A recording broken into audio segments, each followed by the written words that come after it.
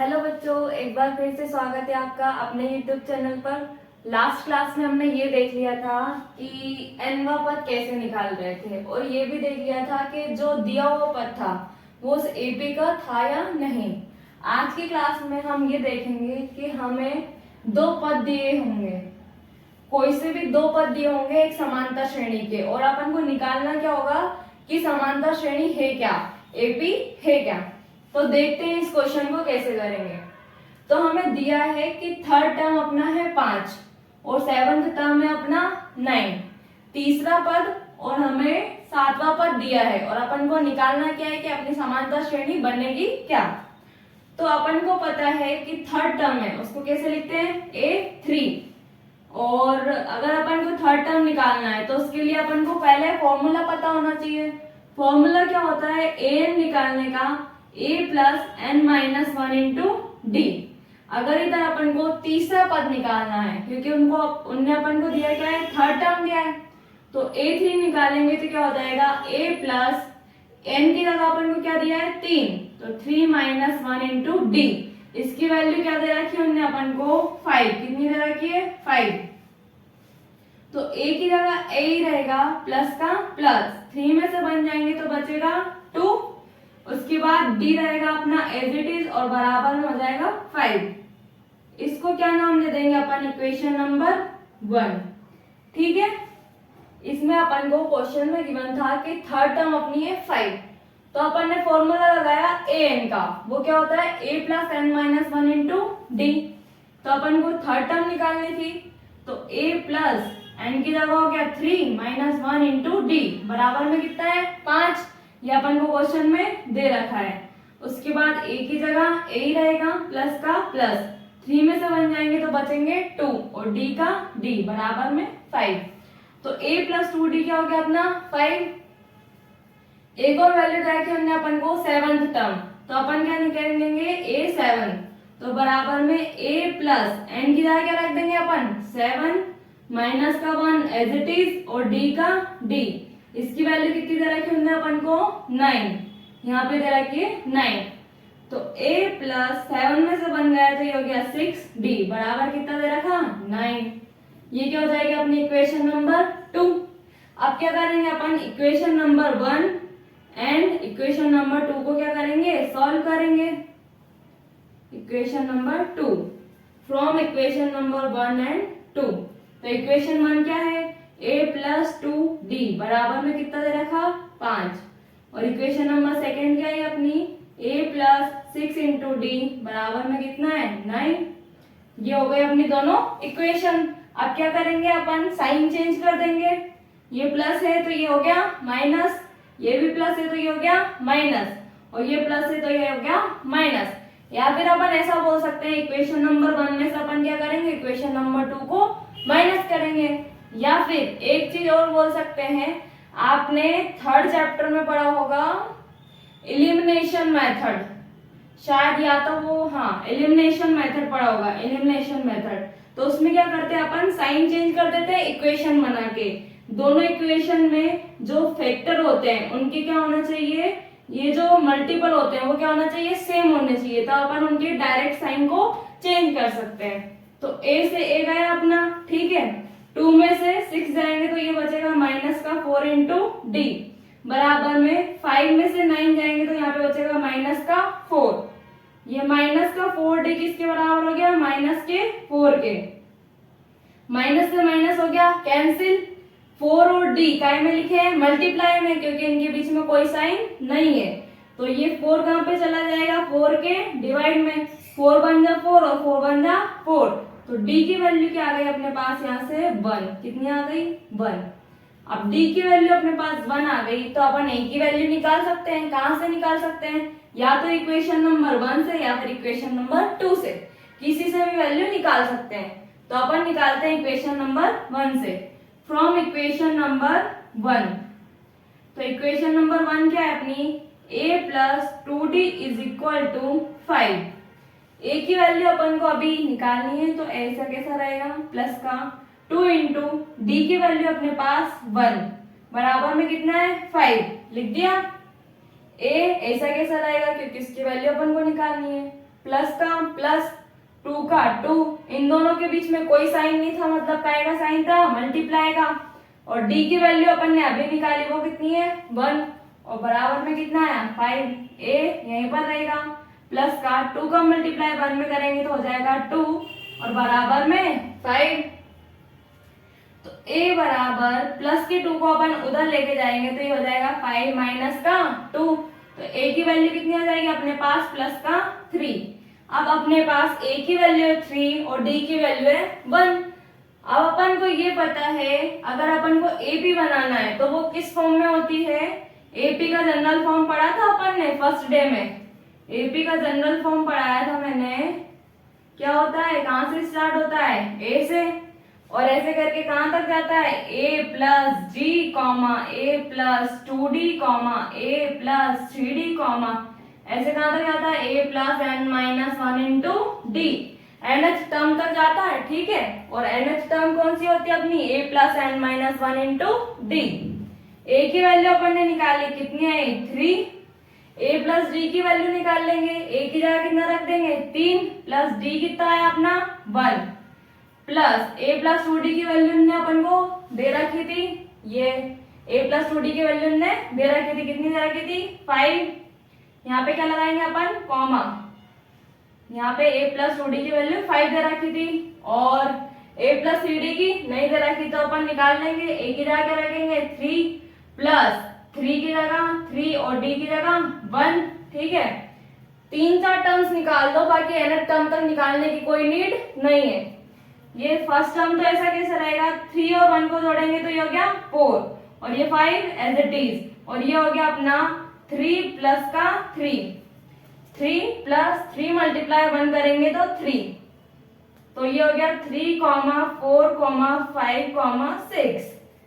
D यहाँ पर 1 आ रहा है तो अपन डायरेक्टली भी ये सोच सकते थे कि 3 के बाद 4 आएगा, 4 के बाद 5 आएगा, 5 के बाद 6 आएगा और 6 के बाद 7 आएगा, ऐसे करके ये टर्म चलती जाएगी। तो ये क्या बन गई अपनी AP बन गई, जिसका कॉमन डिफरेंस हो गया 1 और फर्स्ट टर्म क्या हो गया अपना 3। तो इस तरह के क्वेश्चन को अपन को इस तरह से सॉल्व करना है। इसका प्रोसेस थोड़ा सा लंबा है, थोड़ी सी दिक्कत आएगी स्टार्टिंग में, लेकिन आप 2 से 3 बार इन क्वेश्चंस को लगाओगे तो इजीली आ जाएगा। एक क्वेश्चन अपन ने कर लिया है, एक क्वेश्चन और इसके रिगार्डिंग अपन करते हैं, क्योंकि आपको थोड़ा बहुत जो कंफ्यूजन होगा वो दूर हो जाएगा, ठीक है। 11 कैसे निकालेंगे, a plus 11 minus 1 into D करके। अब ये कैसे आया, अभी फॉर्मूला लिखा था मैंने an का, n बराबर क्या होता है a plus n minus 1 into D.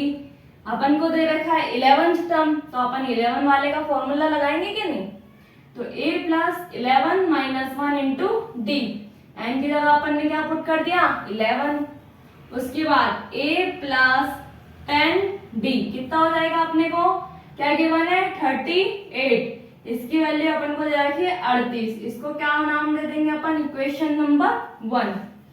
एक और वैल्यू दे रखी है अपन को a16 की, तो ये क्या हो जाएगा a प्लस एन की जगह हो जाएगा 16 माइनस का 1 as it is into d, ये भी ऐसा कैसा, इसकी वैल्यू क्या दे रखी है अपन को 73, तो a प्लस 16 माइनस 1 हो जाएगा अपना 15 और ये मल्टीप्लाई में d ऐसा कैसा, और बराबर में क्या दे रखा अपन को 73, ये क्या हो जाएगी अपनी इक्वेशन नंबर 2। अब क्या करेंगे अपन, इक्वेशन फ्रॉम इक्वेशन 1 एंड 2, क्या करेंगे अपन इक्वेशन 1 और 2 को साथ में लिखते हैं पहले। तो इक्वेशन 1 क्या है a प्लस 10 इंटू डी बराबर में कितना दे रहेगा 38, यहाँ पर लिखे ना equation 1 a plus 10 into D बराबर में 38, तो अपन ने इसको ऐसा कैसा लिख दिया, ये क्या इक्वेशन नंबर 1, यहाँ पे मत लिखो, ठीक है, अपन ने यहाँ लिख दिया ना इक्वेशन 1 एंड 2 से। और इक्वेशन 2 क्या है अपनी a प्लस 15 इंटू डी, इसकी वैल्यू कितनी दे रखी है अपन को 73। वापस क्या करेंगे अपन इक्वेशन 1 से इक्वेशन 2 को माइनस कर देंगे, या फिर इसमें एलिमिनेशन मेथड लगा देंगे, या फिर बोले तो इक्वेशन 1 में से इक्वेशन 2 को घटा देंगे। बात एक ही है, बस नाम अलग अलग है, ठीक है। ये प्लस ए माइनस ए हो जाएगा, प्लस का 15 माइनस का 15 हो जाएगा, ये प्लस का 73 माइनस का 73 हो जाएगा।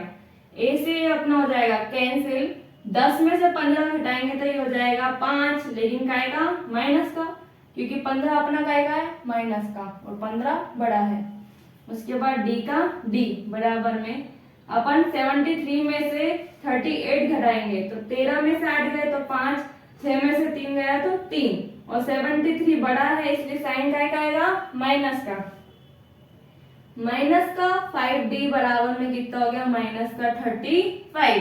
अब यहाँ भी माइनस यहाँ भी माइनस, ये दोनों क्या हो गए कैंसिल हो गए और ये 5 और d के बीच में कोई भी साइन नहीं है, मतलब काय का साइन है मल्टीप्लाई का, और बराबर में कितना अपने पास 35।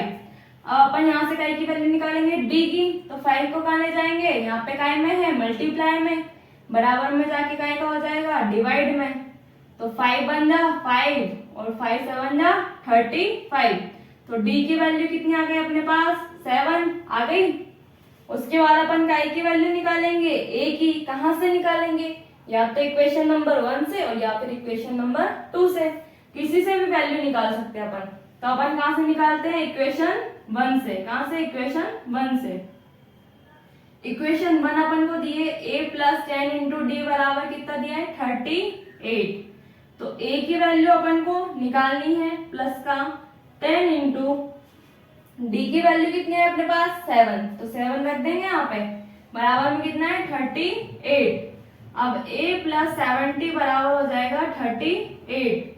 a को ये पे रहने देंगे, प्लस के 70 को उधर लेके जाएंगे तो यहाँ पे हो जाएगा माइनस का 70। तो ये हो जाएगा अपना 10 में से 8 गया तो 2 बचा, और यहाँ पे 6 में से 3 गए तो 3 बचे, वो भी काय के माइनस की, क्योंकि बड़ी संख्या काय की अपनी माइनस की। उसके बाद अपन क्या करेंगे a प्लस डी की वैल्यू निकालेंगे, क्योंकि सेकेंड टर्म क्या होता है अपना a प्लस डी, तो a की वैल्यू है माइनस का 32 प्लस डी की वैल्यू कितनी है अपने पास 7, तो ये कितना हो जाएगा अपना 12 में से 7 जाएंगे तो 5 और 2 का 2, और वो भी कहेगा माइनस का, क्योंकि माइनस का 32 बड़ा है। उसके बाद वैल्यू निकालेंगे अपन a प्लस 2d की, तो a प्लस 2d की वैल्यू निकालेंगे तो a की जगह अपन ने लिखा माइनस का 32 प्लस का 2 की जगह 2 ऐसा कैसा, और d की जगह अपन क्या रख देंगे प्लस का 7, यहाँ पे d की जगह लगा प्लस का 7, तो ये माइनस का 32 ऐसा कैसा और प्लस का 7 दूनी क्या हो जाएगा अपना 14, और जब इसमें से इसको हटाएंगे तो 12 में से 4 गए तो 8 हो गया, और 2 में से 1 गए तो 1, वो भी काय के माइनस के, क्योंकि माइनस का 32 बड़ा है। उसके बाद अपन निकाले थे a प्लस 3d की वैल्यू, a प्लस 3d की वैल्यू निकालेंगे तो a की जगह रख दिया अपन ने माइनस का 32 प्लस 3 इंटू डी की वैल्यू अपन क्या रखेंगे वापस से 7, यहाँ पे रखा 7 माइनस का 32 ऐसा कैसा प्लस का 7 3 क्या हो जाएगा अपना 21, फिर से अपन घटाएंगे तो यहाँ पे क्या आएगा अपने पास 2 में से 1 गया तो 1 और 3 में से 2 गया तो 1, वापस का एक आएगा माइनस का। इस तरह से अपन ने कितनी टर्म निकाल ली 4 टर्म। तो अपना एपी का जनरल फॉर्म क्या होता है, एपी का जनरल फॉर्म होता है अपना a comma a plus D comma a plus 2d comma a plus 3d, ऐसे लेके कहां तक जाता है a plus n minus 1 into D, कहां तक जाता है nth टर्म तक। a की वैल्यू आई थी अपने पास माइनस का 32, ठीक है, फिर अपन ने a प्लस डी की निकाली तो कितना आया माइनस का 25, कितना आया माइनस का 25, और a प्लस 2d की वैल्यू निकाली तो अपने पास आई माइनस का 18। उसके बाद a प्लस 3d की वैल्यू निकाली तो माइनस का 11। इस तरह से ये चलता जा रहा है, ठीक है। तो ये अपन ने AP निकाल दी, first term, second term, third term, fourth term, general form लिख के निकाल दी, है ना। जनरल फॉर्म यही होती है, इसमें a की वैल्यू पुट करी, d की वैल्यू पुट करी और अपन ने सारे टर्म्स निकाल लिए। ये बाकी क्वेश्चंस के कंपैरिजन में इसमें बहुत सारी प्रोसेस थी, लेकिन 4-5 क्वेश्चंस आप और लगाओगे तो इजीली आ जाएगा। इसे ट्राई करो और क्वेश्चन प्रैक्टिस करो। तब तक मिलते हैं अपन नेक्स्ट क्लास में।